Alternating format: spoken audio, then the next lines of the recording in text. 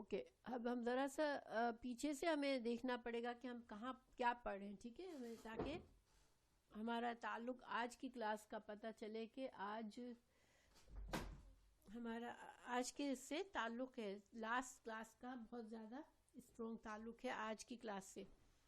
اس لیے ہم پیچھے سے دیکھتے ہیں کہ پیچھے ہم نے آیات پڑھی تھی جس میں کسی کو یاد ہے پیچھے سے ہم کیا چیز ہمیں کون سے مسائل ہم پڑھ رہے ہیں؟ اللہ تعالیٰ نے ان آیات میں، پیچھے کی آیات میں کس کے حقوق کے بارے میں ہمیں تعلیم دی تھی؟ عورتوں اور یتیم بچیوں کے بارے میں، ٹھیک ہے، یتیم بچوں کے بارے میں اور یتیم لڑکیوں کے بارے میں. جنرلی عورتوں کے مسائل چل رہے ہیں، ٹھیک ہے.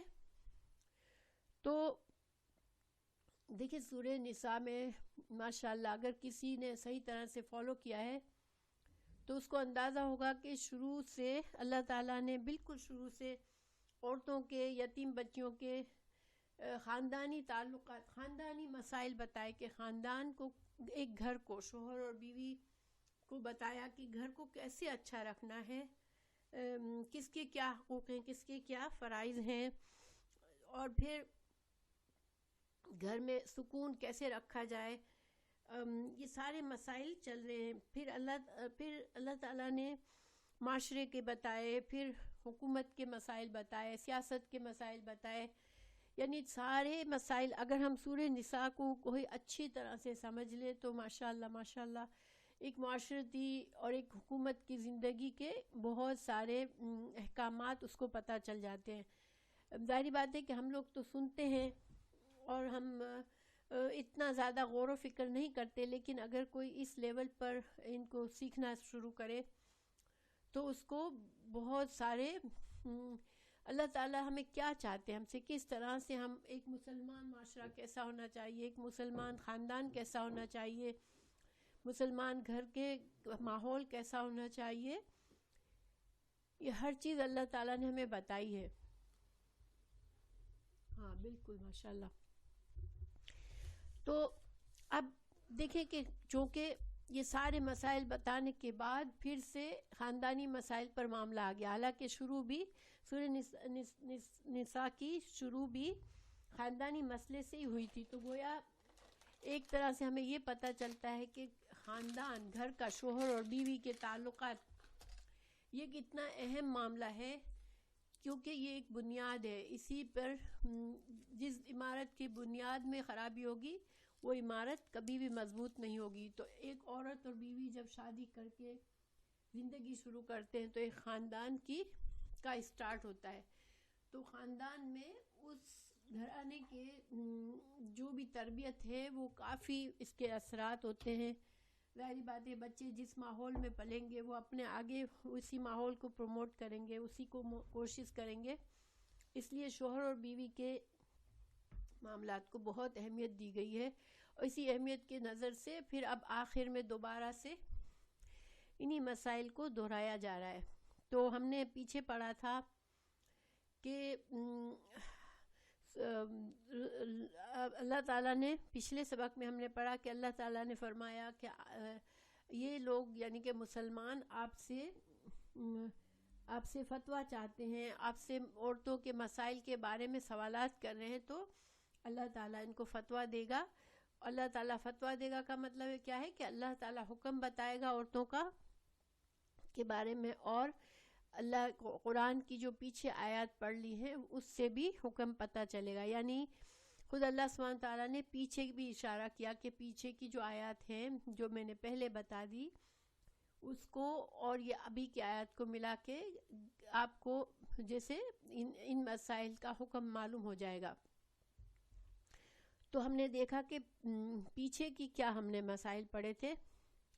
پیچھے ہم نے یہ پڑھا تھا کہ پہلے تو سورہ نساء کی آیت 3 اور 4 جس کا حوالہ دیا تھا اللہ تعالیٰ نے، اس میں یہ بتایا گیا تھا کہ اب معاشرے میں یتیم، ظاہر اس معاشرے میں خاص طور سے یتیم بہت زیادہ ہوتے تھے، اس لیے کہ جنگیں ہوتی رہتی تھی اور صحابہ کرام جو تھے وہ بہت سے شہید ہو جاتے تھے. تو اب جو عورتیں دیکھیں ہوتا یہ تھا کہ عورت رہ گئی، بیوی رہ گئی، اس کے 3-4 چھوٹے چھوٹے بچے ہیں. اب اس عورت کے اوپر بچوں کی ذمہ داری آ گئی. اب کیا ہوا کہ اس بیوہ سے، جو کہ آج کے معاشرے کی طرح نہیں تھا، ان کا معاشرہ ایسا تھا کہ شادی فوراً ہو جاتی تھی، بیوہ کی بھی شادی فوراً ہو جاتی تھی، ایون دو اس کے بچے بھی ہوتے تھے. اور طلاق، اچھا ٹیکس نظر نہیں آ رہا؟ باقی لوگوں کو بھی نظر نہیں آ رہا؟ کیا ٹیکس سب کو نظر آ رہا ہے؟ پلیز بتا دیں. اسکرین پر ٹیکس نظر آ رہا ہے سب کو؟ اچھا تو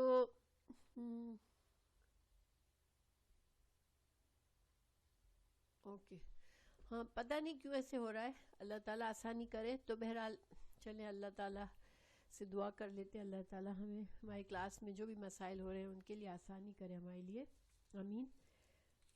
تو بہرحال دیکھیں اب عورت ہے، بچے ہو گئے، اس کے چھوٹے بچے ہیں، شوہر مر گیا، اب وہ عورت، اس کے سر پر ذمہ داری ہے بچوں کی. اور اسلام جو ہے وہ ہمیشہ باپ پر زیادہ ذمہ داری ہوتی ہے، بچوں کے، بیوی کے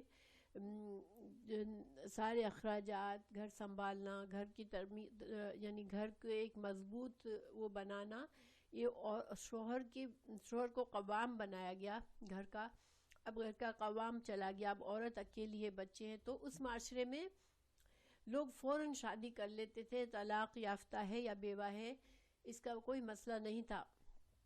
صحابہ کرام ایک سے زیادہ شادیاں تھی سب کی، مگر اس میں ہمیشہ یہ مقصد نہیں تھا کہ وہ شوہر مرد کو تو بس ایک عیاشی چاہیے، اس لیے وہ اتنی ساری شادیاں کر لی تھی. اس کے مقاصد ہوتے تھے کہ اب ایک عورت بیوہ ہوئی ہے تو اب اس کے بچے ہیں چھوٹے، تو کوئی آدمی اس کو سہارا دینے کے لیے اس سے شادی کر لیتا تھا، ٹھیک ہے. یا پھر طلاق یافتہ ہے تو طلاق یافتہ سے بھی کوئی مائنڈ نہیں کرتا تھا کہ اس نے تو طلاق لی ہے تو اب یہ خراب ہو گئی ہے، نہیں. جیسے آج ہمارے معاشرے میں طلاق ایک بار ہو جاتی ہے تو ایک بہت بڑا دھبا لگ جاتا ہے پورے خاندان پر، لڑکے پر، لڑکی پر، اور ان کو پھر آئندہ یہ دھبا اگلی جگہ پر شادی کرنے کے لیے بہت ہی اس سے مسائل پیدا ہوتے ہیں. لیکن وہ زمانہ ایسا نہیں تھا، اور نہ ہی اسلام نے ہمیں یہ کہا ہے، یہ اسلامی طریقہ نہیں ہے کہ طلاق یافتہ کو انسان جو ہے وہ برا سمجھے. کیونکہ دیکھیں شوہر اور بیوی کے معاملات میں اللہ ہی جانتا ہوتا ہے کہ کیا ہوا اندر، کیا موافقت کیوں نہیں ہوئی، کون کس کے ساتھ، ہو سکتا ہے دونوں ہی اچھے انسان ہو مگر ان کے آپس میں موافقت نہیں ہوئی، یہ بھی ہو سکتا ہے نا. ہر انسان اتنا الگ الگ بنا ہوا ہے اور کچھ بھی ہو سکتا ہے. تو طلاق، پہلی بات یہ کہ طلاق جو ہے وہ اس پر بہت اچھا نہیں سمجھا گیا، اللہ تعالیٰ نے بہت سمجھایا. دیکھیں آیت نمبر 33 اور 34 میں شوہر کو سمجھایا کہ اگر بیوی جو ہے وہ، اگر بیوی بہت سخت مزاج ہے، اس کے اندر بہت خود غرضی ہے، وہ شوہر کے ساتھ کسی معاملے میں کوآپریٹ نہیں کرتی، اپنی بات چلاتی ہے، لڑتی جھگڑتی ہے، اب اس کے اندر اس رویے میں نشوز کہتے ہیں، اس کے اندر نشوز ہے کہ وہ جو ہے وہ شوہر سے بے رخی بھی کرتی ہے، کنارہ کشی بھی کرتی ہے، شوہر کے جو حقوق ہیں وہ بھی نہیں دیتی. تو یہ اگر ایسا معاملہ ہے تو شوہر کیسے سمجھائے اس کو اور کیا کرے. اور اب کی آیات میں بیوی کو سمجھایا جا رہا ہے کہ اگر شوہر ایسا ہے تو بیوی کیا کرے. تو گویا اللہ تعالیٰ نے، جب ہم ان آیات کو انشاءاللہ پورا پڑھیں گے تو ہمیں پتہ چلے گا کہ اللہ تعالیٰ نے ہر طریقے سے پہلے سمجھایا کہ اصلاح بہتر ہے، اصلاح بہتر ہے، اور اللہ تعالیٰ نے اللہ کا خوف یاد دلایا. کیونکہ اللہ کے تقوی سے ہی انسان دوسرے کے ساتھ، بعض لوگ بہت مضبوط قسم کی طبیعت ہوتی ہے، ان کی بہت اسٹرانگ نیچر ہوتی ہے، اور ان کو کسی کا خوف نہیں ہوتا، وہ اپنی منمانی چاہتے ہوتے ہیں، تو ایسے لوگوں کو اللہ کا خوف اگر آ جاتا ہے تو اللہ کے خوف سے وہ اپنے ساتھی کے ساتھ اچھا سلوک کرتے ہیں، صرف اس لیے کہ چار دیواری کے اندر کیا ہو رہا ہے وہ سب کو نہیں معلوم ہوتا ہے۔ تو اب ہم انشاءاللہ یہ آیات شروع کرتے ہیں اور ساتھ ساتھ مسائل بھی ڈسکس کریں گے، جس سے ہمیں پتہ چلے گا کہ شوہر اور بیوی کو اچھی طرح سے اچھے معاملات کرنا کتنا ضروری ہے اسلام میں۔ تو اب اعوذ باللہ من الشیطان الرجیم، بسم اللہ الرحمن الرحیم۔ وَإِن، اور اگر، امرأتن عورت، کوئی عورت، خافت یہ مؤنث یا مذکر ہے؟ خافت، تا پر یہ فعل ماضی ہے اور تا پر جزم ہے، تو یہ کیا ہوتا ہے؟ یہ مؤنث ہوتا ہے، ٹھیک ہے۔ ڈرتی ہو من سے، بعلیہا، آج نسرین نہیں ہے کلاس میں، سیدہ آپ کو معلوم ہے نسرین ٹھیک ہے؟ وہ بعلیہا، اپنے شوہر سے، بعل کہتے ہیں شوہر،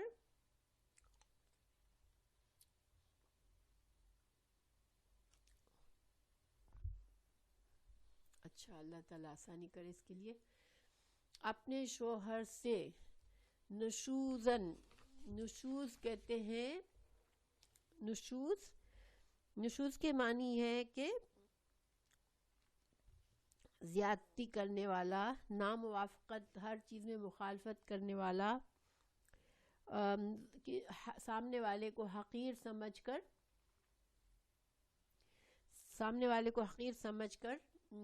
کسی کو آپ حقیر جب انسان سمجھتا ہے تو اس کو وہ ذلیل کرتا رہتا ہے، تو حقیر سمجھتا ہے بیوی کو۔ جو شوہر، اگر عورت ڈرتی ہے کہ اس کا شوہر ایسا ہے کہ وہ بیوی کو حقیر سمجھتا ہے، اس کو ذلیل کرتا ہے، اس کے ساتھ بے رخی کرتا ہے، اس کے حقوق ادا نہیں کرتا، ایون بستر میں بھی اس کے ساتھ دوری کرتا ہے، اور اس کو نان نفقہ دینے میں کمی کرتا ہے، اس کے اخراجات، چونکہ شوہر پر ذمہ داری ہے بیوی کے اخراجات کی، تو اس کے جائز اخراجات میں کمی کرتا ہے، اس سے بدسلوکی کرتا ہے، یہ ساری حرکتیں اگر بیوی ڈرتی ہے کہ میرا شوہر جو ہے اس کے نزدیک میری کوئی اہمیت نہیں ہے، وہ مجھ سے اعراض، بے رخی کرتا ہے، اور وہ میرے ساتھ بالکل ناروا، بہت غلط قسم کا زیادتی کرنے والا رویہ کر رہا ہے، اگر عورت کا شوہر ایسا ہو، اب عورت ڈر رہی ہے کہ میں کیا کروں اس مرد کے ساتھ، تو پھر شوہر بیوی کیا کرے؟ نشوزن او اعراضن، اعراض کہتے ہیں بے رخی کرنا، بالکل لفٹ نہیں کرانا، بالکل اگنور کرنا، تو فلا، تو نہ، جناح کہتے ہیں کہ گناہ کے لیے بھی جناح استعمال ہوتا ہے، اصل میں جناح کا مطلب ہوتا ہے کسی ایک طرف مائل ہو جانا، یعنی حق بات ہے اس کو چھوڑ کے باطل کی طرف جھک جانا، ٹھیک ہے۔ ہاں، گناہ کا مطلب جنرل گناہ کر دیا جاتا ہے، اس کا معنی جناح کا معنی گناہ تو کر دیتے ہیں، لیکن وہ ایسا گناہ ہوتا ہے جیسے کہ حق بات کو چھوڑ کے باطل کی طرف مائل ہو جانا، ایک طرف جھک جانا، ہر ایسا گناہ پھر ہر گناہ کے لیے استعمال ہوتا ہے۔ اور کنایتاً، بعض اوقات جناح کا مطلب صرف گناہ نہیں ہوتا، بلکہ کوئی حرج نہیں، کوئی مضائقہ نہیں، ٹھیک ہے، یعنی کہ اچھا ایسا کر لو تو اس میں کوئی حرج نہیں یا کوئی مضائقہ نہیں، یہ معنی بھی ہو سکتا ہے اس کا۔ تو یعنی کہ یہاں پر فلا جناح، تو کوئی گناہ نہیں، کوئی اعتراض نہیں، علیہما، ان دونوں پر۔ اب یہاں پر ہما جو ہے وہ یہ تثنیہ ہے، یعنی شوہر اور بیوی دونوں پر کوئی گناہ نہیں، اگر ان، یہ کہ یصلحا، صلاح سے ہے، وہ دونوں، یہ الف حمزہ ہے یہاں پر، یصلحا، تو یصلحا یہ تثنیہ کا الف ہے یہاں پر، یہ دونوں اصلاح کر لیں، بینہما، آپس میں، بینہما یہ بھی تثنیہ کی ضمیر ہے. ہمیشہ جب الف آتا ہے حمزہ آتا ہے آخر میں تو یہ تثنیہ ہوتا ہے. یہ آپس میں صلحن، صلح کرنا. تو اللہ تعالیٰ نے فرمایا کہ اگر بیوی کو ڈر ہے کہ اس کا شوہر اس کے ساتھ سرکشی کر رہا ہے، بدسلوکی کر رہا ہے، زیادتی کرے گا یا اس سے بے رخی کر رہا ہے، تو اب کیا کرے؟ کہ کوئی گناہ نہیں ہے اگر کہ آپس میں کوئی ایسا ذریعہ نکالے جس سے صلح ہو جائے. ٹھیک ہے. اب پھر آگے اللہ تعالیٰ نے فرمایا وَالصُّلْحُ، اور صلح خیرٌ، بہتر ہے. اللہ تعالیٰ نے یہ اشارہ دے دیا کہ اللہ کو صلح پسند ہے. جب شوہر اور بیوی کسی معاملے میں ان کے مسائل چل رہے ہیں تو کوئی ایسا ذریعہ ہو جس کے ذریعے وہ آپس میں صلح کر سکتے ہوں اور امن امان سے رہ سکتے ہو تو صلح کرنا بہتر ہے. پھر اللہ تعالیٰ فرما رہے ہیں کہ یہ ایسا کیوں ہوتا ہے، یعنی کہ کیوں کبھی شوہر ایسا سرکشی پر اتر آتا ہے، کبھی بیوی، شوہر اور بیوی ایک دوسرے سے زیادتی پر کیوں اتر آتے ہیں؟ تو اس لیے کہ وہ احضرت، حضرہ سے حاضر ہونا. حاضر کا مطلب کیا ہوتا ہے؟ کسی چیز کا موجودگی، کسی چیز کی موجودگی. تو یہاں پر احضرت سے مطلب ہے کہ رکھ دی گئی ہے، یعنی کہ ایک فطری جذبہ ہے. یہ انسانوں کے اندر یہ ایک چیز موجود ہے. کیا چیز ہے؟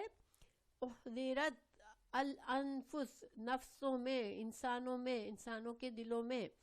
الشح، شح جو ہے، شح کا مطلب ہوتا ہے بخل کرنا، خود غرضی کرنا، ہرس، اپنے لیے زیادہ چاہنا. یہ سارے شح میں آ جاتے ہیں. مگر شح ایسی چیز ہے جیسے یہ نہیں کہ وقتی طور پر ایک جذبہ انسان پر غالب آیا کہ میں اپنا بہتری کر لوں، وہ نہیں. ایک انسان عادتاً خود غرض ہوتا ہے، ہمیشہ اپنا فائدہ دیکھتا ہے، اپنے لیے زیادہ چاہتا ہے اور اس کو ہرس ہوتی ہے، کنجوس ہوتا ہے، گھر میں خرچ کرنے کے لیے تیار نہیں ہوتا. تو پھر اللہ تعالیٰ فرما رہے ہیں کہ یہ جو چیز ہے، جو یہ انسانوں کے اندر یہ جذبہ ایک فطری جذبہ ہے کہ انسان اپنی چاہتا ہے، اپنے لیے بہتری چاہتا ہے. تو یہ لیکن کوئی انسان اس کو عادت بنا لیتا ہے اگر، تو یہ اس کو شوق کہتے ہیں اور یہ پسندیدہ نہیں ہے. وقتی طور پر کسی جذبے کے تحت انسان کے اندر تھوڑی سی خود غرضی آ جاتی ہے کہ میں اپنا معاملہ صحیح کر لوں پہلے، تو اس میں وہ ایک فطری جذبہ ہے. اس سے انسان مکمل طور پر اپنے آپ کو نہیں نکال سکتا کہ کبھی بھی اپنا نہ سوچے، بس ہمیشہ دوسروں کا سوچے. لیکن یہ ایک عادتاً بس خود غرضی جو ہے کہ بس میں پہلے آؤں، مجھے جو چاہیے وہ میں کر لوں، میرے اندر وہ نہ خرچ دوسروں کے لیے کمی کرنا چاہے، اپنے لیے زیادہ جمع کرنا چاہے، تو یہ اگر انسان عادت بنا لیتا ہے تو یہ ناپسندیدہ چیز ہے. اور اس پر انسان اپنے آپ کو گناہوں میں پھر انسان پڑ جاتا ہے. کیونکہ اگر مسلسل خود غرضی کرے گا تو نیچرلی کہ وہ کسی نہ کسی کا حق مار رہا ہوگا اور وہ گناہ میں پڑ جائے گا. تو اللہ تعالیٰ فرما رہے ہیں کہ یہ ایک فطری چیز ہے، اپنا سوچنا، اپنے لیے فائدہ دیکھنا، خود غرضی کرنا. مگر یہ اس وجہ سے اگر وہ بیوی ایسی بن جاتی ہے یا شوہر ایسا بن جاتا ہے، اور دیکھیں بعض لوگ دوسروں سے بہت اچھے ہوتے ہیں، صرف شوہر اور بیوی آپس میں ایک دوسرے کے ساتھ ایسا کر رہے ہوتے ہیں. کیوں؟ کہ ان کو یہ پتا ہوتا ہے کہ اب یہ پرسن تو میرے ساتھ بندھا ہوا، یہ کہاں جائے گا، اس کی اتنی مجبوریاں ہیں، بچے ہیں، یہ ہے وہ ہے. شوہر کو یہ ہوتا ہے کہ یہ عورت جو ہے وہ اپنے پیروں پر تو کھڑی نہیں ہو سکتی، تو یہ کہاں جائے گی، پھر گھر کی چار دیواری میں جو چاہوں کروں.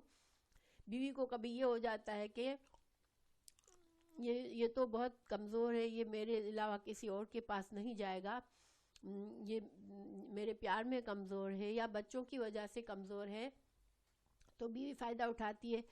تو مطلب یہ کہ شوہر اور بیوی کے لیے یہ چیز بہت آسان ہے، خود غرضی کرنا. ٹھیک ہے نا؟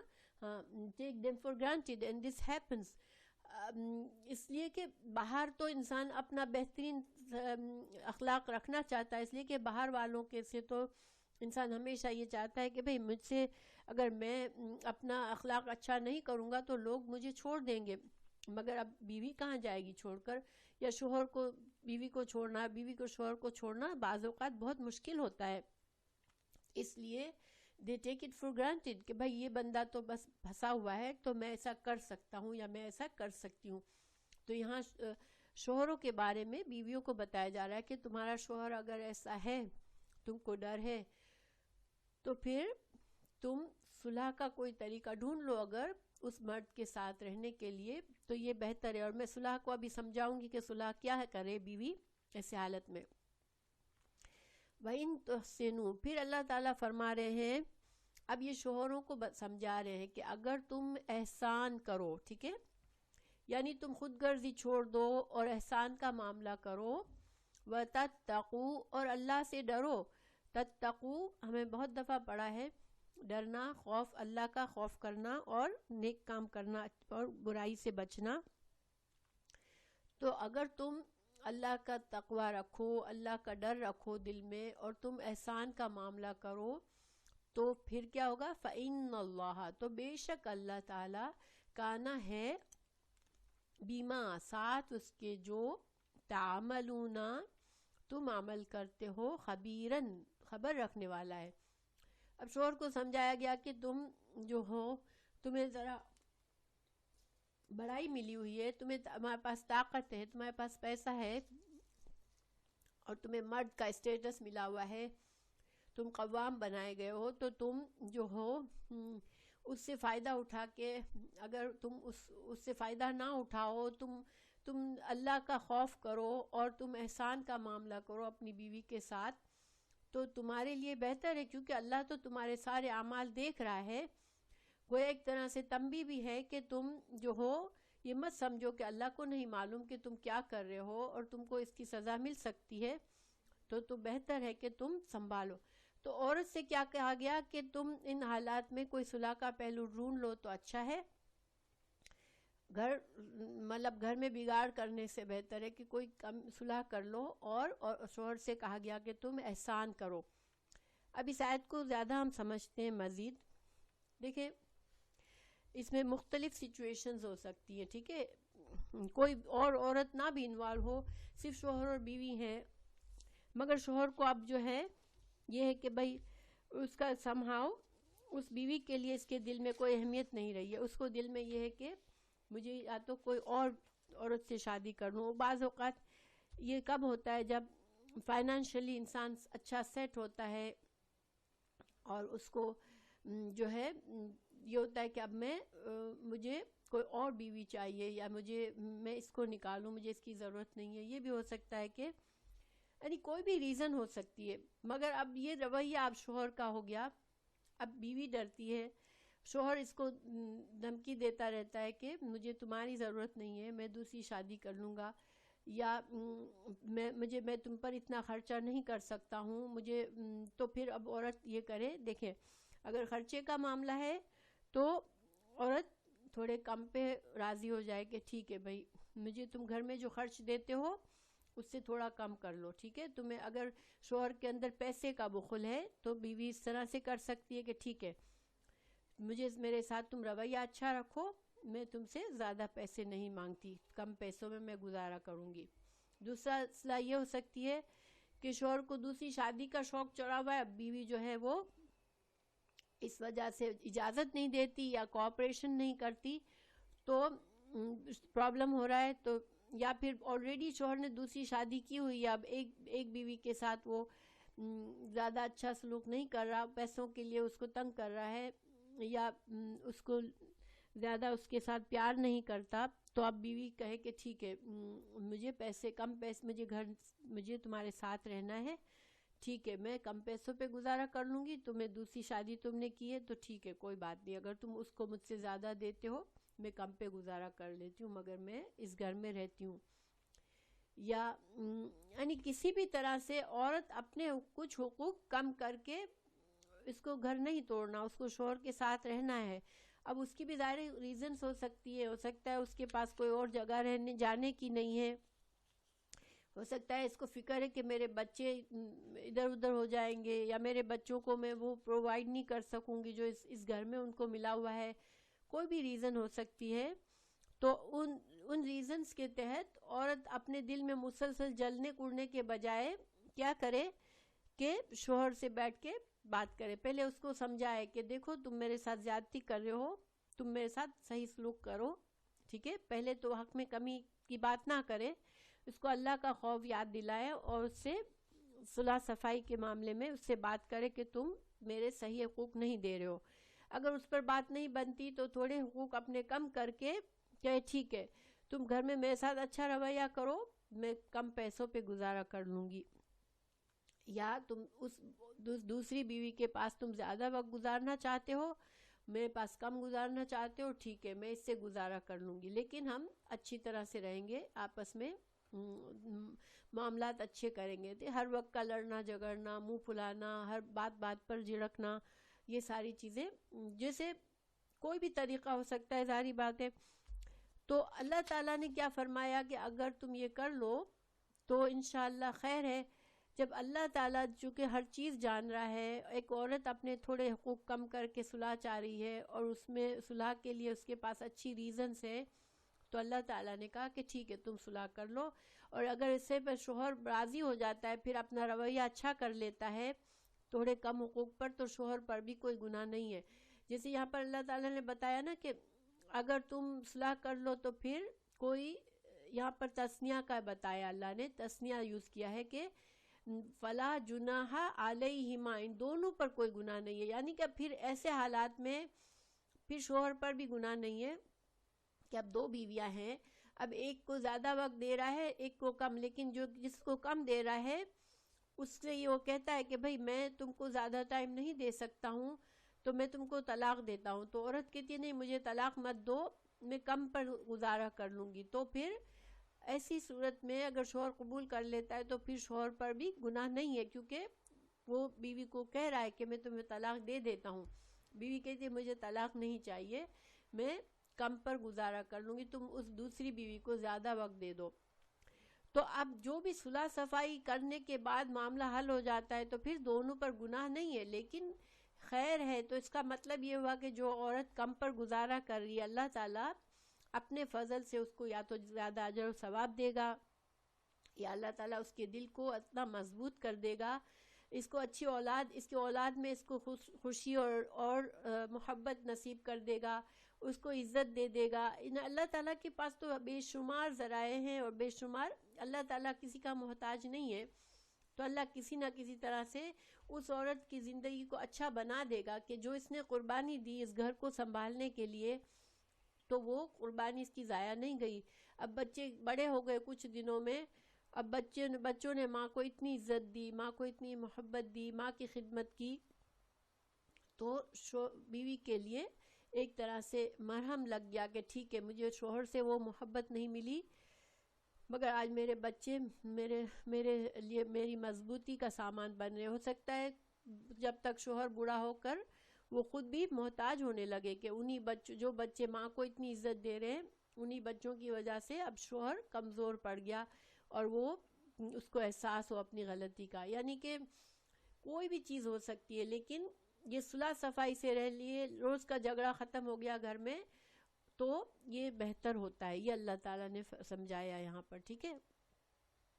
تو اب یہی بات تھوڑا سا چونکہ دوسری جگہ پر ہم نے سورہ نساء میں 34 اور 30 آیت نمبر 34 33 34 میں پڑھا تھا کہ اگر بیوی ایسی ہے تو شوہر کیا کرے.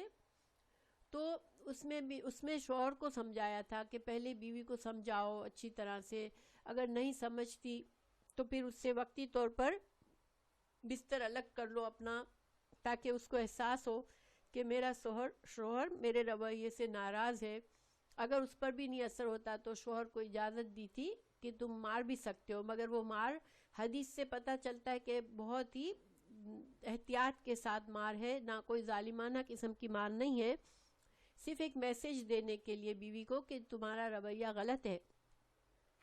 اور پھر بھی اگر نہیں معاملہ ہوا تو وہ پہلے بتایا تھا کہ شوہر اور بیوی دو لوگوں کو جمع کرے شوہر اپنے کسی خاندان سے کسی اپنے سمجھدار آدمی کو بلا لے، بیوی اپنے خاندان سے سمجھدار آدمی کو بلا لے، ان دونوں کو بٹھا کر دونوں اپنے مسائل کا حل ڈھونڈے، ان کے ذریعے شاید وہ کوئی اچھی طرح سے ان کو بات سمجھا سکے.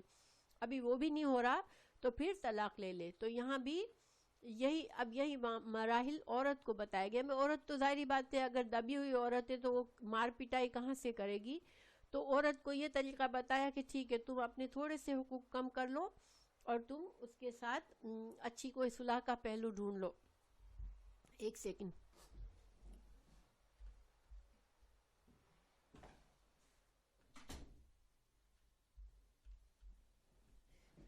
دیکھیں رسول اللہ صلی اللہ علیہ وسلم کی زندگی جو ہے نا وہ ہمارے لیے ایک نمونہ ہے. تو اللہ تعالیٰ نے بعض اوقات آپ صلی اللہ علیہ وسلم کی زندگی میں ایسے حالات پیدا کیے کہ امت کو ان کو پتہ چلے کہ ہم اس حالات میں ہم کیسے کریں. تو رسول اللہ صلی اللہ علیہ وسلم کی بیوی جو تھی حضرت سودا علیہ السلام، حضرت سودا جو تھی وہ کافی عمر رسیدہ تھی. جب حضرت خدیجہ کا انتقال ہوا تو آپ صلی اللہ علیہ وسلم نے جو سیکنڈ شادی کی تھی وہ حضرت سودا سے کی تھی. حضرت سودا اس وقت بیوہ تھیں اور بڑی عمر کی تھی، اور آپ صلی اللہ علیہ وسلم کے گھر میں بچے چھوٹے تھے. ظاہر حضرت فاطمہ بھی تھیں، ابھی چھوٹی تھیں.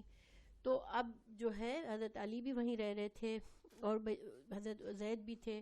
یعنی کہ ایک خاندان کو ابھی ایک سمجھدار ہوشیار عورت کی ضرورت تھی. تو پھر آپ نے جیسے حضرت سودا سے شادی کی تھی. حضرت سودا جو تھیں وہ ان کے ایک اسی زمانے میں حضرت عائشہ سے نکاح ہوا تھا، مگر حضرت عائشہ جو تھی وہ ابھی بہت چھوٹی تھی، ان کی رخصتی نہیں ہوئی تھی. تو یعنی کہ حضرت سودا 2 سال آپ صلی اللہ علیہ وسلم کی اکیلی بیوی تھی حضرت خدیجہ کے بعد. پھر حضرت عائشہ آئی تھی رخصتی کر کے آپ کی زندگی میں. تو جب مدینہ کے زمانے میں جب حضرت سودا بہت زیادہ ان کی ایج ہو گئی اور آپ صلی اللہ علیہ وسلم کی 9 بیویاں تھیں اس زمانے میں، حضرت سودا کو یہ لگا کہ کہیں میں تو اب بڈھی ہو چکی ہوں، اور آپ صلی اللہ علیہ وسلم کا تو معمول تھا ہر عورت کو پورا وقت دینا، آپ نے باریاں لگائی ہوئی تھی. تو ان کو یہ تھا کہ میں جو ہوں شاید مجھے رسول اللہ صلی اللہ علیہ وسلم جو تھے وہ ڈیورس دے دیں گے. میں حدیث کو ہی ڈائریکٹ پڑھ لیتی ہوں تاکہ آپ لوگوں کو میں کوئی مسٹیک نہ کروں. تو حاکم میں عروہ کے واسطے سے عائشہ رضی اللہ عنہ کی روایت ہے کہ انہوں نے کہا اے میرے بھانجے، رسول اللہ صلی اللہ علیہ وسلم باری کے معاملے میں ہم میں سے کسی کو کسی پر ترجیح نہیں دیتے تھے، اور تقریباً ہر دن ہم سب کے پاس آتے تھے، ہر بیوی کے قریب ہوتے لیکن چھوتے نہیں تھے. یعنی آپ صلی اللہ علیہ وسلم شام کو باری باری سب کو تھوڑا سا وزٹ کرتے تھے، ساری بیویوں کو تھوڑی دیر بیٹھتے، تھوڑا حال احوال پوچھتے اور چلے جاتے، یہاں تک کہ اس بیوی کے پاس پہنچتے جس کی باری ہوتی تو پھر اس کے ساتھ رات گزارتے تھے. ٹھیک ہے، تو جس کی باری ہوتی اس کے پاس پہنچتے اور وہاں رات گزارتے تھے. سودا بنت زامہ رضی اللہ عنہ بوڑھی ہو گئی تھی اور انہیں ڈر ہو گیا تھا کہ رسول اللہ صلی اللہ علیہ وسلم انہیں چھوڑ دیں گے.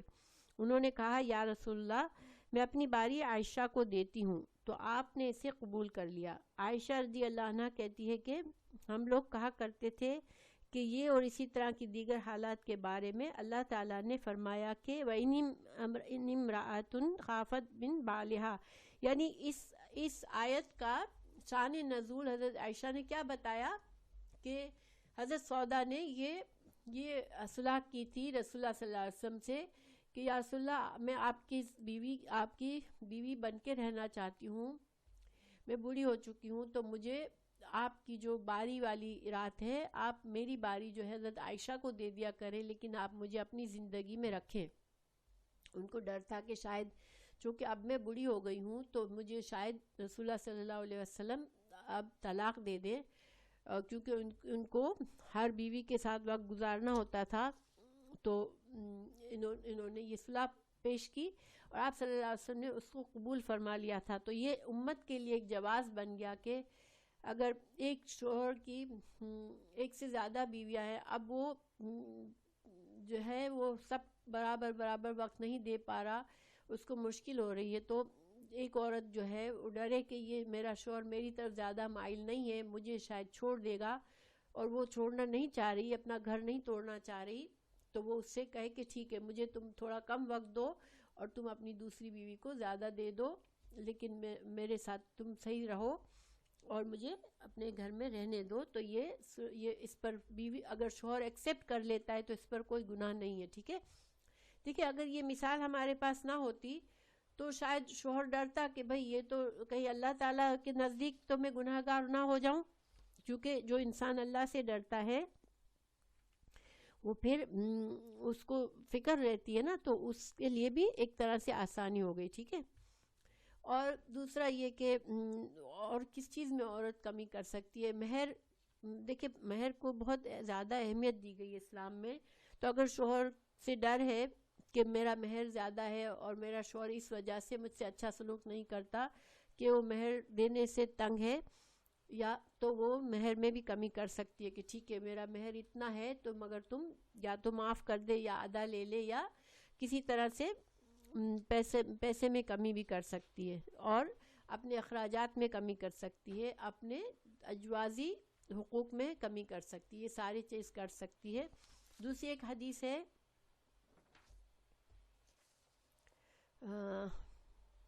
اوکے تو نہیں, اس کے بارے میں انشاءاللہ آگے حدیث آئے گی, لیکن اس کے لیے آپ صلی اللہ علیہ وسلم کا یہ طرح سے یہ جو عمل تھا یہ ایک ہمارے لیے اس امت کے لیے ایک نشانی بن گیا کہ ہاں اگر ایسے سچویشن میں بھی ہو سکتا ہے. مگر دیکھیں اصل بات یہ کہ گھر میں سکون کا ماحول ہونا چاہیے, گھر میں ہر وقت کے جھگڑے نہیں ہونے چاہیے, گھر میں دلوں میں نفرت نہیں ہونی چاہیے.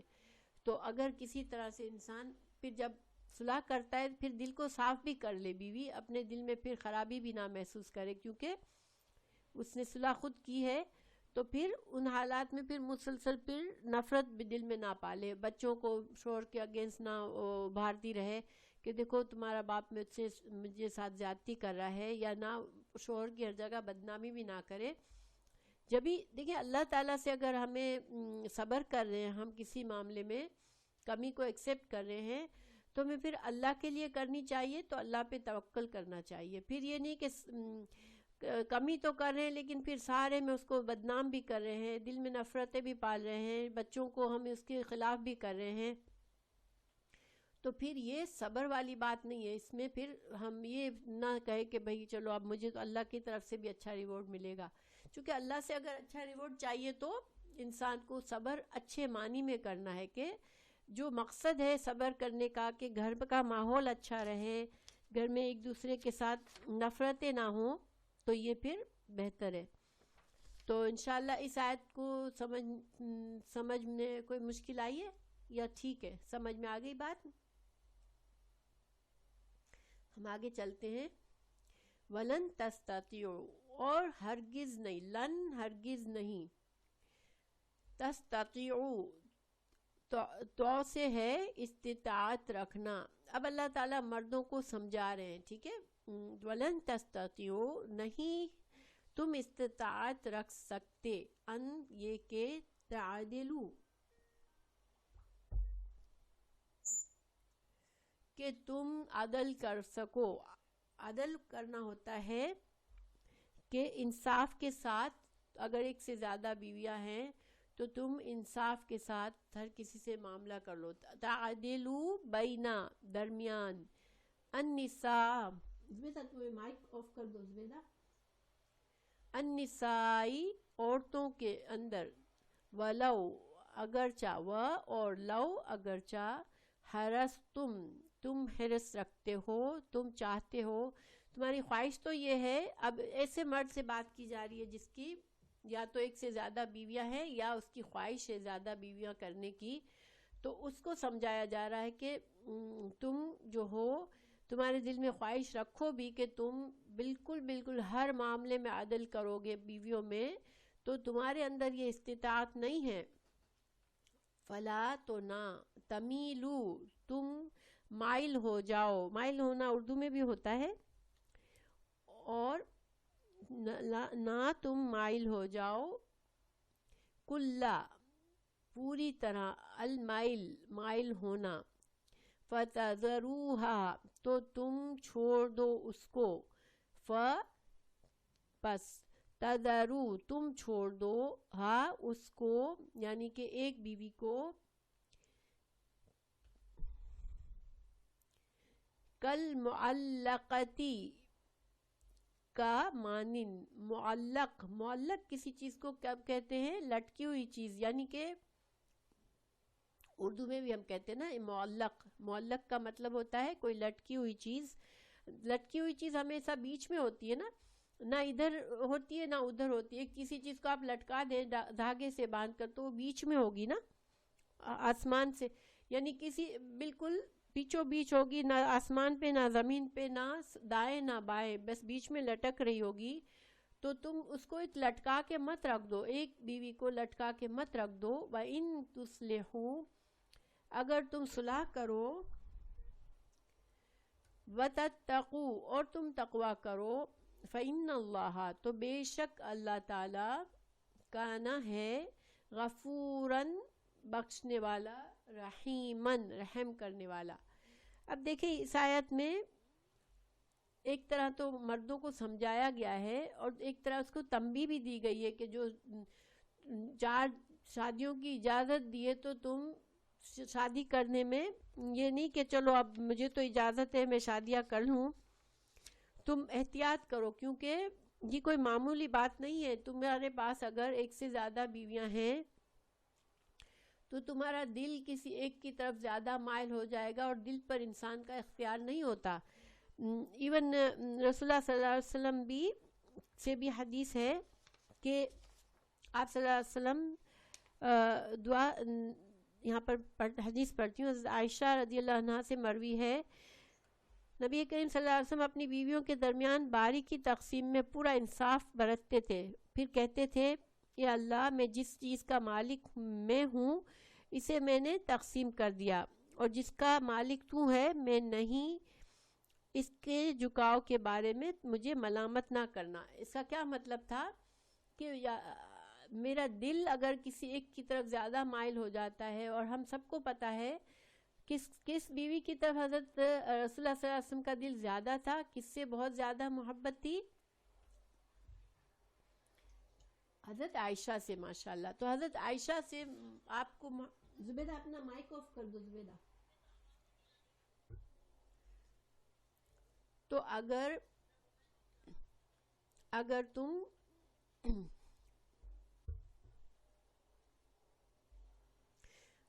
آپ صلی اللہ علیہ وسلم کو حضرت عائشہ سے زیادہ محبت تھی، اور دل پر انسان کا دیکھیں محبت کے کئی وجوہات ہوتے ہیں.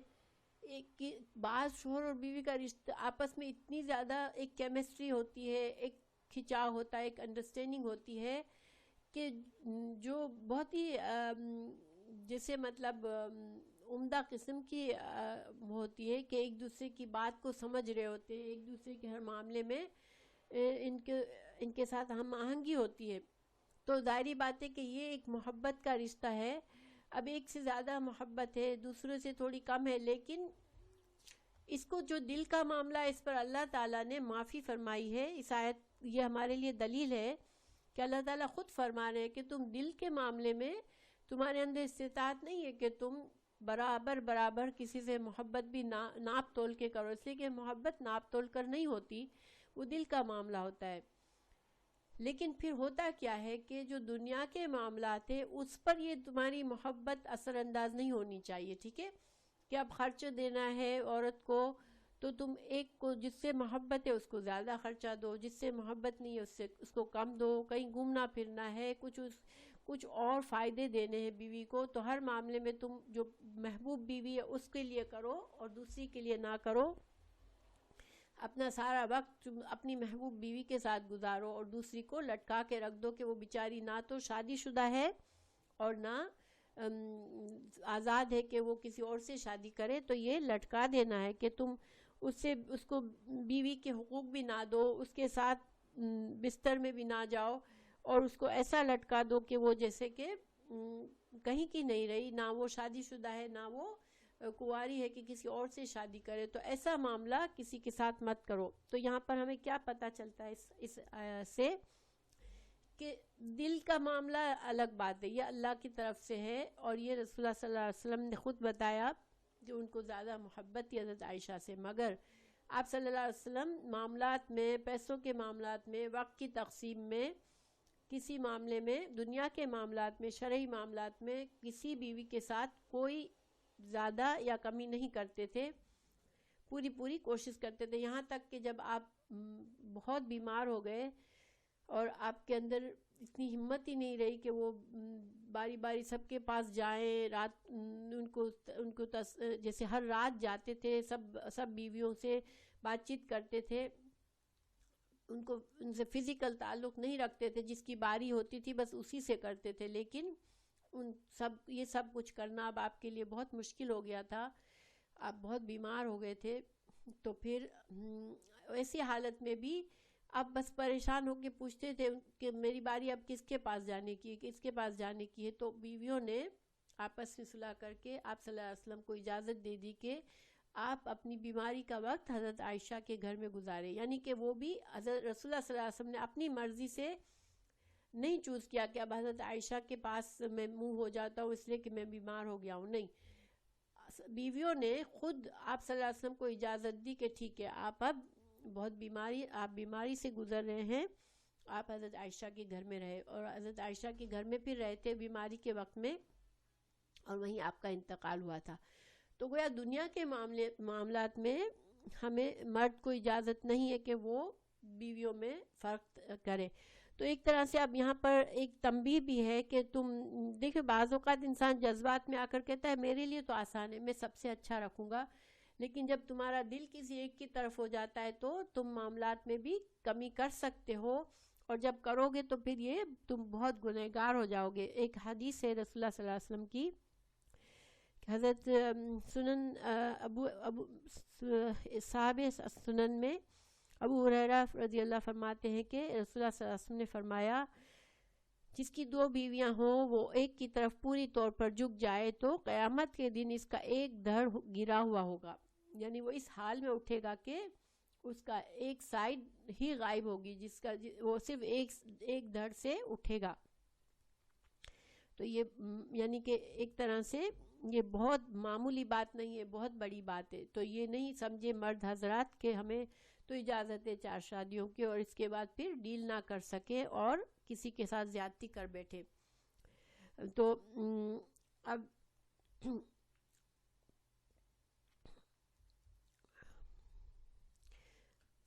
تو اس آیت میں ایک طرح سے مردوں کو سمجھایا گیا، پیچھے جو معاملات تھے اس میں بھی ایک سے زیادہ شادی کے صورت میں یہ زیادہ ہو سکتا تھا کہ تم ایک بیوی کے ساتھ تو اچھا کرو اور دوسروں کے لیے کمی کرو، تو بیوی کو سمجھایا کہ ٹھیک ہے ایسی صورت میں تم شوہر سے تھوڑی سی کمی کر لو، جیسے حضرت سودا نے کی تھی، اپنے کمی کر لی تھی، اپنے راتیں ان کو دے دی تھی حضرت عائشہ کو، تو ایسی کوئی تم کر سکتی ہو تو کر لو، اس میں خیر ہوگا، انشاءاللہ خیر ہوگی تمہارے لیے، نہیں کر سکتی ہو تو پھر طلاق کا اگلی آیت ہمیں بتائے گی کہ طلاق کا سلسلہ موجود ہے۔ تو اور مردوں کو یہاں سمجھا دیا گیا کہ تم دلوں پر تمہارا قبضہ نہیں رہے گا، دلوں پر کنٹرول نہیں رہے گا، اور تم دل کے ہاتھوں مجبور ہو کر ایسا نہ ہو کہ تم ناانصافی کر بیٹھو، اور اگر کر لیا تو پھر تم جو ہے اپنے آپ کو بہت گناہ میں ڈال لو گے، بہت مشکل میں ڈال لو گے۔ پھر اللہ تعالیٰ اسی آیت میں فرما رہے ہیں وَإِن تُصْلِحُوا، اگر تم صلاح کر لو، وَتَتَّقُوا فَإِنَّ اللَّهَ غَفُورٌ رَحِيمٌ، تو اللہ تعالیٰ جو ہے، دیکھیں یہ جو یہاں پر غفور رحیم آیا ہے، گویا کہ جب ایک سے زیادہ بیویاں ہیں، اب بیوی نے پیچھے جو ہے کہ بیوی نے صلاح کم کی آفر پر راضی ہو گئی، شوہر نے کسی طرح سے اور بیوی کو کمپنسیٹ کر دیا، کچھ اس طرح سے کوئی بھی ایسا معاملہ آپس میں ڈسکشن کر لیا، اور جب دونوں سارے فریق خوش ہیں تو اللہ تعالیٰ نے فرمایا کہ اللہ تمہارے ان غلطیوں کو، کوتاہیوں کو معاف کر دے گا، اور جس کے حق میں کمی ہو رہی ہے اللہ تعالیٰ اس کو پھر اپنے جیسے جس عورت کو کم محبت مل رہی ہے دوسری کو زیادہ مل رہی ہے، لیکن باقی معاملات میں مرد برابری کر رہا ہے، احتیاط کر رہا ہے، تو اب جس کو کم محبت مل رہی ہے اللہ تعالیٰ اس کو، اگر وہ پھر بھی امن کے ساتھ رہے گی، اچھے طریقے سے رہے گی، تو اللہ تعالیٰ جو ہے وہ بہت فضل والا ہے. اللہ شوہر کو بھی معاف کر دے گا کہ اس نے اپنی پوری کوشش سے انصاف کیا ہے, اور بیوی کو بھی اس کا اجر و ثواب مل جائے گا, اللہ تعالیٰ کی رحمت مل جائے گی انشاءاللہ. پھر وہیں یتفرقا,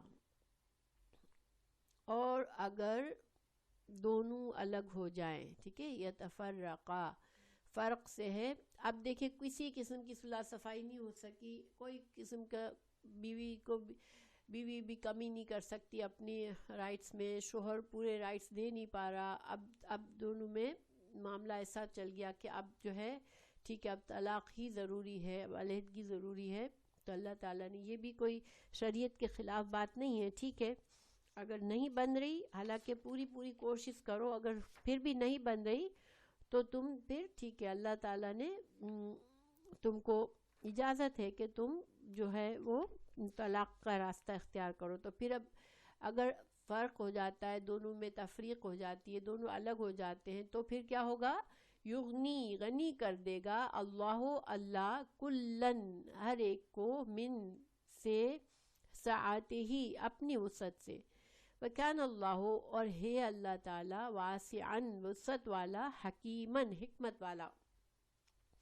دیکھیں شوہر اور بیوی دونوں میں اخلاص ہے, دونوں نے اپنی پوری کوشش کی تمام معاملات کو اچھی طرح سے کرنے کی, پھر بھی نہیں ہوا.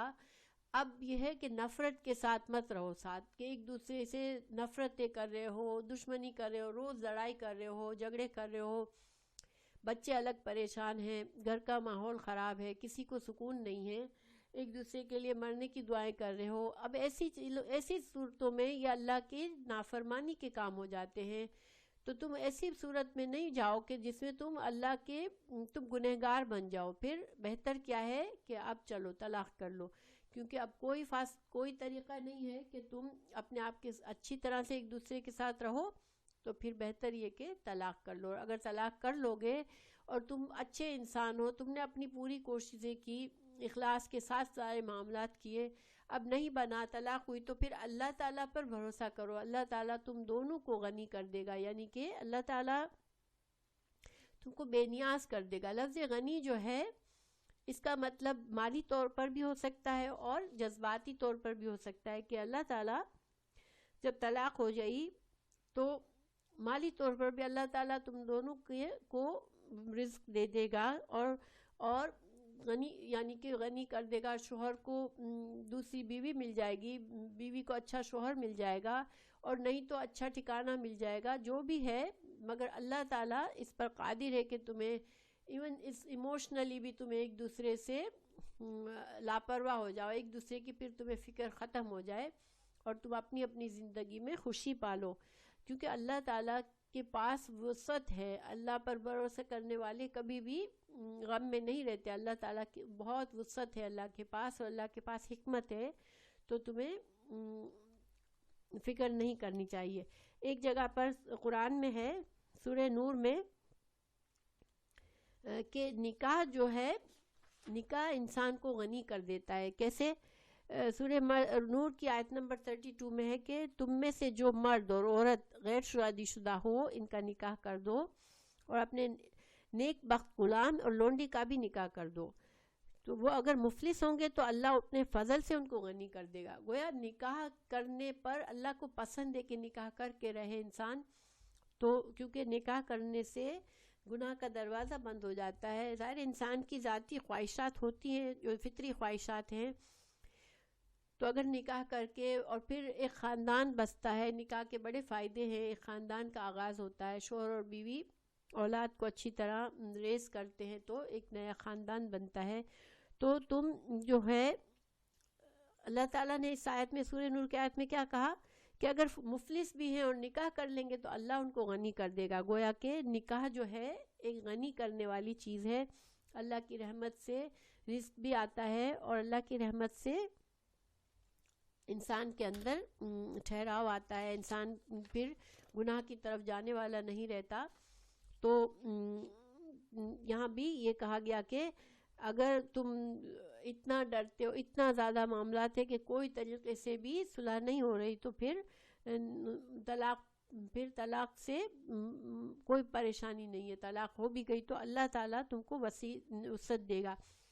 آپ کو میں نے بتایا تھا کہ آیت 35 آیت 33 34 میں بھی مرد کو بتایا گیا تھا کہ اگر بیوی کے اندر نشوز ہے تو اس کو سمجھاؤ, تم نہیں سمجھ پا رہی تو اس سے علیحدگی کرو, نہیں علیحدگی سے بھی کام نہیں چلا تو اس کو تھوڑا سا مارو, نہ مارنے سے بھی کام نہیں چلا تو 2 لوگوں کے ساتھ مشورہ کرو. یہ سب کچھ کر لینے کے بعد بھی نہیں چلا تو طلاق لے لو. طلاق بھی یعنی کہ طلاق جو ہے وہ ایسی چیز نہیں ہے کہ جس کو فوربڈ کیا گیا ہے اسلام میں, اللہ تعالیٰ نے اجازت دی ہے. ہاں چونکہ نکاح ایک ایسا بندھن ہے جو انسان اللہ کے نام سے شروع کرتا ہے. اللہ تعالیٰ کی اجازت سے شوہر اور بیوی ایک دوسرے کے لیے حلال ہوتے ہیں, اور پھر اللہ تعالیٰ نے ان کو ایک لباس کی حیثیت بتایا. ایک دوسرے کے لیے تم لباس کی حیثیت رکھتے ہو, ایک دوسرے کے عیب چھپانے والے ہو, تو پھر اچھے سے اچھا ریلیشن رکھ کے رہو. اگر کسی طور سے بھی اچھا ریلیشن نہیں ہو رہا تو پھر طلاق جو ہے وہ بری چیز نہیں ہے. اور معاشرے کو بھی یہ سمجھنا چاہیے, اسلامی معاشرے کو بھی, کہ طلاق کو اتنا بڑی بگ ڈیل نہ بنائے کہ اب طلاق کسی کی ہو گیا اب اس کو آئندہ رشتوں میں پرابلم ہوگا, اس کو کوئی قبول نہیں کرے گا, چاہے عورت ہو یا مرد, کوئی بات نہیں, ایک فطری چیز ہے. اور موافقت نہیں ہوئی, طلاق لے لی, تو یہ اس کے بعد اس سے یہ نہیں ہونا چاہیے. بعض اوقات انسان اتنا بے بس ہوتا ہے, دیکھیں ہمارے معاشرے میں کتنے فیملیز ایسی ہوتی ہیں کہ صرف ساتھ اس لیے رہ رہی ہوتے ہیں کہ طلاق بہت بدنامی کا ذریعہ ہے تو وہ اس کو قبول نہیں کر رہے ہوتے. لیکن اگر اسلام کے طریقے سے رہے تو پھر انشاءاللہ یہ کوئی ایسا نہیں ہے معاملہ کہ انسان اتنی نفرتوں کے ساتھ رہ رہا ہے ایک دوسرے کے ساتھ کہ بس موقع ملتے ہی ایک دوسرے کی برائی سوچتا ہے, لیکن پھر بھی ساتھ رہ رہے ہیں. تو یہ بڑا اس سے پھر انسان اچھی طرح نہ عبادت کر سکتا ہے, نہ اللہ کے دین کی طرف بڑھ سکتا ہے, کسی چیز میں دھیان نہیں لگتا. اگر شوہر اور بیوی میں تعلقات خراب ہوتے ہیں تو انسان کی زندگی پر بڑے منفی اثرات آتے ہیں. تو اس وجہ سے اللہ تعالیٰ کو یہ بات پسند نہیں ہے. گھر میں اگر رہنا ہے تو ہر طرح سے گھر کے ماحول کو اچھا کرنے کی کوشش کرو. اب دیکھیں یہ ان آیات سے ہم نے کیا باتیں سیکھی, چونکہ یہ ایک اہم ٹاپک تھا, تو مسائل ہمیں کیا پتہ چلے کہ اگر عورت شوہر کے اعتراض اور بدسلوکی سے ڈرے تو کیا کرے. اگر نکاح ہی کر لیا ہے اور گھر کو توڑنا نہیں چاہتی تو پھر کیا کرے, مہر میں کمی کر لے, نان نافقے میں اپنے اخراجات کے پیسوں میں کمی کر لے, اپنی باری میں کمی کر لے, شوہر بیوی دوسری بیوی کے لیے اپنے حق میں کمی کر لے. تو اگر مصالحت کر لے گی تو اللہ تعالیٰ اس کے لیے آسانی پیدا کر دے گا, اللہ اپنے فضل سے اس کو دے گا. لیکن گھر کے ماحول کو پھر بھی اچھا رکھنا ضروری ہے, ٹھیک ہے. پھر دوسرے ہمیں کیا پتہ چلا کہ بعض اوقات انسان کے اندر بڑا نیکی کا جذبہ آ جاتا ہے کہ ایک بیوی عورت ہے, بیوہ ہے, یتیم بچے ہیں, مرد سوچتا ہے اچھا میں تو شادی شدہ تو ہوں لیکن یہ عورت اب اس کے چھوٹے بچے ہیں, یتیم ہیں, تو یہ اس سے ہمدردی میں شادی نہ کرے. کہ بھئی اگر ہم اچھی بات ہے نیکی سمجھ کے کرے شادی, لیکن پھر کرے تو پھر حقوق پورے ادا کرے. یہ نہ کرے کہ میں تو ویسے ہی ہمدردی میں کر رہا ہوں شادی, تو پھر مجھے اس کو مہر دینے کی ضرورت نہیں ہے, مجھے اس کے ساتھ بہت زیادہ اس کو حقوق دینے کی ضرورت نہیں ہے. نہیں, اگر تم نے شادی کی, چاہے تم نے یتیم بچوں کو سہارا دینے کے لیے بھی شادی کی ہے یتیم بچوں کی ماں سے, اب تم اس کو پورے حق دو. حق میں اگر تم زیادہ کمی کرو گے تو پھر تم گنہگار ہوگے, ٹھیک ہے. اس لیے کہ نیکی اللہ کو پسند ہے, مگر ایسی نیکی نہ کرو کہ وہ صرف نام کی نیکی ہو اور نیکی کے ساتھ جو ذمہ داریاں آ رہی ہے اس کو تم پورا نہ کرو, ٹھیک ہے نا. پھر ہمیں یہ بھی پتہ چلا کہ یتیم لڑکیوں سے اگر شادی کرنا چاہ رہے ہو, وہ خوبصورت ہے, ان کے پاس مال ہے, تو بھی سیم یہ نہ کرو کہ اب اس کو کون پوچھنے والا ہے, یتیم بچی ہے, میں اس کو مہر دوں نہ دوں, یا اس کے ساتھ اچھا سلوک کروں یا نہ کروں, تو پھر تم غلطی کرو گے. اس سے بہتر ہے کہ تم کسی اور سے نکاح کرو اور تم اپنے آپ کو گنہگار نہ بناؤ ان سے نکاح کر کے. پھر ہمیں یہ پتہ چلا کہ اگر یتیم بچی ہے نہ اس کے پاس خوبصورت نہیں ہے مگر مال ہے، تو تم اس کی کہیں شادی بھی نہیں کرواتے ہو، خود بھی اس سے شادی نہیں کرنا چاہتے، تو یہ بھی نہ کرو، ظلم بھی نہ کرو، ٹھیک ہے. پھر مطلب مہر کی ادائیگی، مہر جو ہے وہ عورت کا حق ہے، تو مہر میں کمی نہ کرو، اور عورت کو اس کے اخراجات، جائز اخراجات میں کمی نہ کرو، اور اس کے ساتھ برا سلوک، اس کو پیار دینے میں کمی نہ کرو. یہ چیزیں اگر تم کر سکتے ہو اپنی استطاعت کے مطابق تو صحیح طریقے سے کرو، اور احسان کا معاملہ کرو. اور ظاہری بات ہے کہ یتیم بچوں کے سہارے کے لیے کوئی شادی کرے گا کسی عورت سے تو اس کو اجر و ثواب بھی ملے گا اللہ کی طرف سے، لیکن پھر ساتھ ساتھ اس کو ذمہ داریاں جو بھی ساتھ آ رہی ہیں ان کو اچھی طرح سے پوری کرنی ہے. پھر شوہر جو ہے وہ خود کمی نہیں کر سکتا مہر میں، نہ کہ اس کی جائز ضرورتوں میں اپنی مرضی سے ایک بیوی کو زیادہ دے ایک کو کم کرے، یہ نہیں کر سکتا. چاہے وہ اس کے ساتھ ہمدردی میں، پیار میں، محبت، جیسے اچھا بننے کے لیے کر رہا ہے، چاہے وہ بے سہارا عورت ہے، میں اس کو سہارا دے رہا ہوں، نہیں. ہر صورت میں شوہر جو ہے اس کو حق نہیں ہے کہ نہ مہر بھی کم نہیں کر سکتا اور نہ کسی اور چیز میں اس کے حقوق میں کمی کر سکتا ہے. لیکن بیوی کو حق دیا گیا کہ خود سے اپنے حقوق تھوڑے کم کر لے، سوچ کر کہ بھئی یہ شوہر جو ہے، یہ آدمی جو ہے مجھے سہارا دینا چاہ رہا ہے، میرے بچوں کی ذمہ داری لے رہا ہے، تو چلو مجھے بہت مہر نہیں مانگتی ہوں میں اس سے، ٹھیک ہے.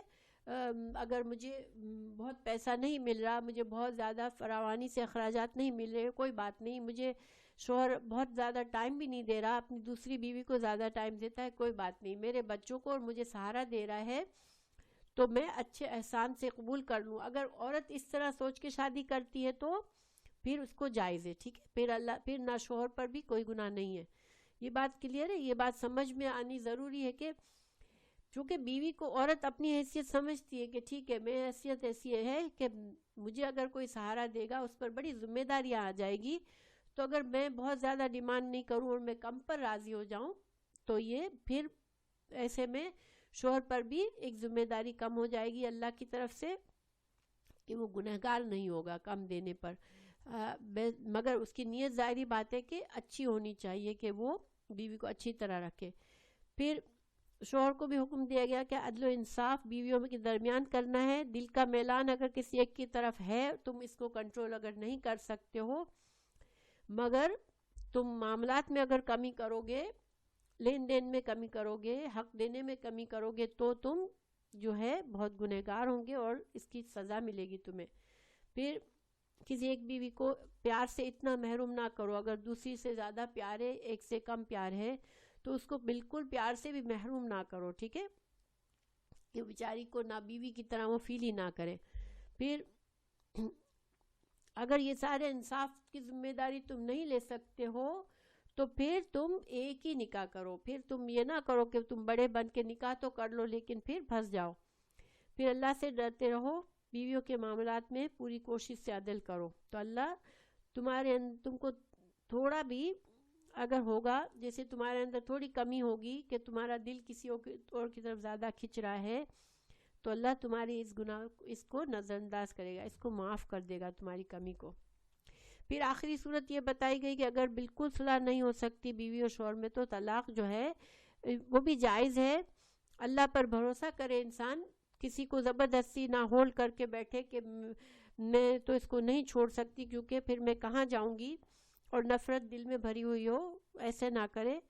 اللہ پر بھروسہ کرے اور اللہ تعالیٰ جو ہے وہ مالی طور پر، جذباتی طور پر، ہر طرح سے اللہ ایک دوسرے دونوں کو غنی کر دے گا اگر تم نے ہر معاملے میں اللہ سے دل میں ڈر رکھ کے معاملات کیا تو انشاءاللہ یہ آج کا سبق تھا.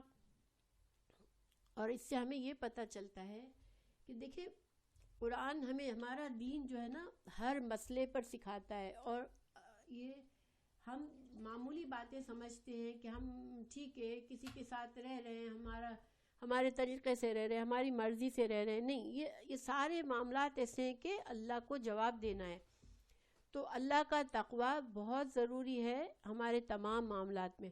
اگر دل میں اللہ کا خوف ہوگا تو پھر انسان دوسرے انسان کے ساتھ کبھی زیادتی نہیں کرے گا، کیونکہ گھر کے اندر رہ کر زیادتیاں بہت زیادہ ہوتی ہیں اور وہ بہت آسان ہے، کیونکہ اس میں انسان کو دوسروں کو کوئی پروف نہیں کرنا ہوتا، کون ہمیں دیکھتا ہے، ہمارا معاملہ ہے. اس لیے کہ گھر کے اندر تم نے اللہ کا خوف نہیں کیا تو تم باہر بھی پھر چاہے کتنے بھی اچھے بنو، اللہ کے نزدیک پھر تم گنہگار ہوتے ہو. ٹھیک ہے، تو انشاءاللہ اللہ تعالی ہمارے مسلمانوں کے گھروں میں پیار محبت دے اور اخلاص دے، اور اللہ کا تقوی دے کہ ہم اللہ کی یہ بھی ایک نعمت ہے کہ انسان کی زندگی میں کوئی دوسرا انسان ہے جو تمہارے ہر دکھ سکھ میں، تمہارے ہر معاملات میں تمہارے ساتھ ساتھ سفر کر رہا ہے. یہ بہت بڑی نعمت ہوتی ہے. تو اس نعمت کو بھی اللہ تعالی ہمیں اس کی قدر کرنے والا بھی بنائے، اور اس کو ہم اپنے حسن اخلاق سے، ہمارے اچھی سوچ سے، ہمارے اچھے علم سے ہم اس کو بہتر سے بہتر بنائیں انشاءاللہ. تو ہمارے لیے آخرت میں اس سے فائدہ ہوگا. تو